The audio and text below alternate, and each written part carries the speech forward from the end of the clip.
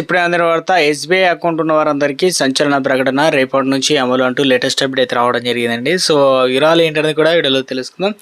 వీడియోని చివరి వరకు చూడండి, అర్థమవుతుంది. మరోసారిగా ఛానల్ వస్తే తప్పకుండా సబ్స్క్రైబ్ చేసుకోండి. చూస్తున్నారు కానీ లైక్ చేయడం మర్చిపోతున్నారు, వెంటనే లైక్ చేయండి. వీళ్ళకైతే వెళ్ళిపోదామండి. State bank of India SBI ఖాతాదారులకు అత్యవసర అలర్ట్ అనేది ఇచ్చిందనమాట. బ్యాంకుకు స్వయంగా వెళ్ళి, అంటే ఇప్పుడు ఎస్బీఐ అనగానే చాలా రకాల పథకాలు ఉంటాయి, ప్రభుత్వ రంగ బ్యాంకు అయితే స్వయంగా వెళ్ళి పనులు ఏమైనా ఉంటే వీలైనంత త్వరగా చేసుకోవాల్సి అయితే ఉంటుంది. ఎందుకంటే ఈరోజు ముఖ్యంగా మే 23 శనివారం నుంచి మే 28 వరకు గురువారం వరకు వరుసగా 6 రోజుల పాటు దేశవ్యాప్తంగా వివిధ ప్రాంతాల్లో ఎస్బీఐ బ్రాంచులు మూతపడే అవకాశాలు అయితే ఉంది. ఎందుకంటే ఇక బ్యాంకింగ్ సెలవులు అంటే సేవలకు వరుసగా 6 రోజుల పాటు అంతరాయం కలిగి ఉంది.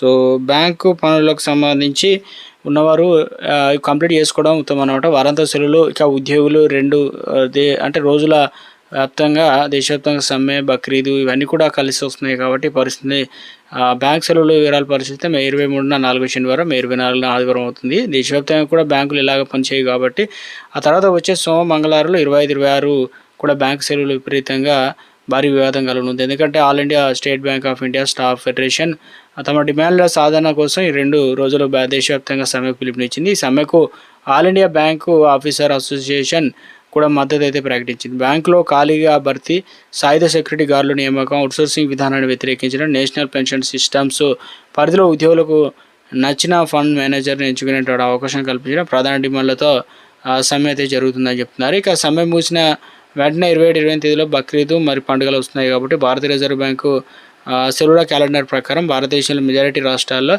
మే 27 అదేవిధంగా బక్రీద్ కారణంగా ఎస్బీఐతో పాటు అన్ని బ్యాంకులు మూతపడనున్నాయి. కొన్ని ప్రాంతాల్లో మే 28న సెలవులు అయితే వర్తించబోతున్నాయి కాబట్టి, అలాగే జమ్మూ కాశ్మీర్ కేంద్రపాలిత ప్రాంతాల్లో మాత్రం మే 27, 28 రోజుల్లోనూ వరుసగా సెలవులు బంద్ కానున్నట్లు చెబుతున్నారు. ఈ విధంగా వీకెండ్, సమ్మె, పండుగ సెలవులు అన్నీ కూడా ఒకేసారి వరుసగా రావడంతో మే 23, 28 వరకు కూడా 6 రోజుల పాటు ఎస్బీఐ బ్రాంచుల్లో భౌతిక సెలవులు అయితే నిలిచిపోనున్నాయి. అయితే బ్రాంచ్లో మూతపడినప్పటికీ వినియోగదారులు ఆందోళన చెందాల్సిన అవసరం లేదు. SBI online, internet banking, mobile యాప్ల సేవలు అయితే లావాదేవీలు, ఏటీఎం, నగదు సేవలు లాంటివి కూడా అంతరాయం లేకుండా యథావిధిగా పనిచేస్తాయని చెప్పేసి బ్యాంకులు అయితే స్పష్టం చేయడం జరిగింది. మొత్తం మీద అయితే అప్డేట్ అనేది ఇవ్వడం జరిగిందండి.